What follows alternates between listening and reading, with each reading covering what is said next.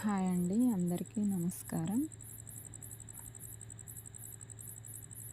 మిరప చెట్లండి చాలాసార్లు వేసాము కానీ ఎప్పుడు కాపు రాలేదు. ఈసారి కాపు వచ్చిందండి.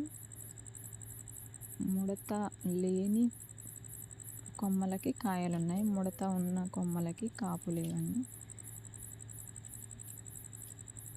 ఇంట్లోకి సరిపడా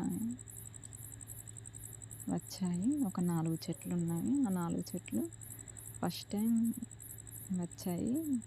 చాలా హ్యాపీగా అనిపించింది. మందులేం వేయకుండా నీళ్ళతో మాత్రమే పెంచి ఈసారి కాపు చూసాము. కొంచెం కాడలు బలంగా లేని వల్ల కాయలు రాలిపోతున్నాయి.